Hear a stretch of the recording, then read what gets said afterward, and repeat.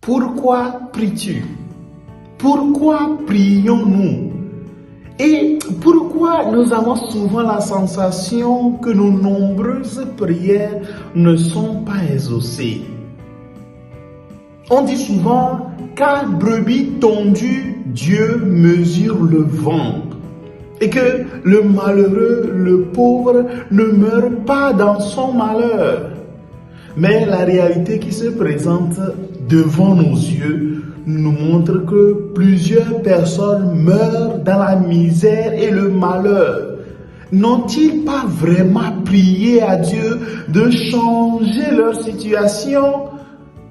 Mais qu'est-ce que la prière? Voilà donc quelques questions qui peuvent nous aider à méditer sur l'importance de la prière dans notre vie.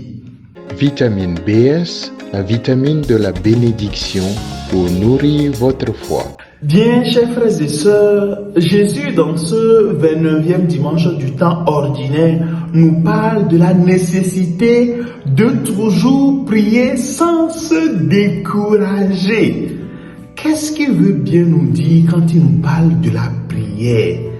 Parle-t-il des heures d'adoration, des messes et de guérison, des prières que nous récitons, des retraites, des jeûnes, que sais-je encore? C'est de ça qu'il s'agit?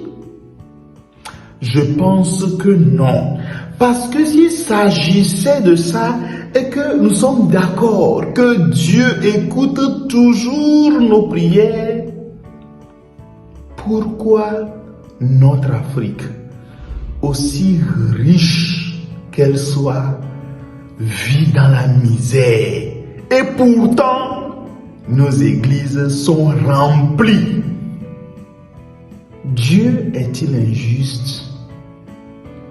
Est-il sourd et aveugle? Pourquoi ne fait donc pas justice à ceux qui crient vers lui jour et nuit, comme Jésus l'a dit dans l'évangile?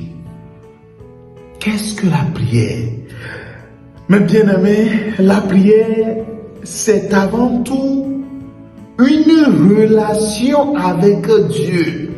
Une relation qui transforme notre vie, qui transforme notre cœur et se manifeste dans la relation que nous avons avec nos frères et sœurs dans notre quotidien.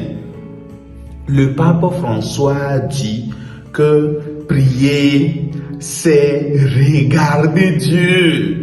Mais avant tout, sentir profondément le regard de ce Dieu posé sur nous.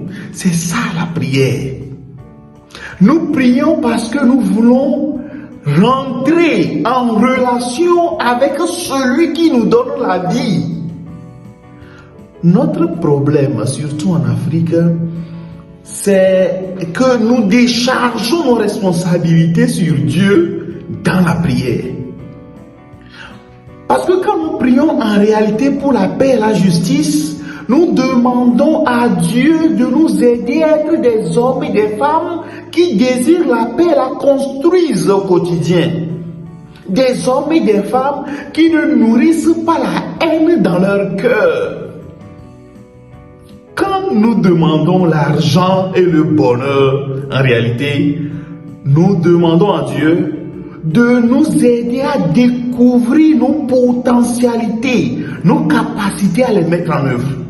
Nous demandons de nous aider à travailler notre intelligence et donc la capacité de voir et de saisir les occasions qui se présentent à nous.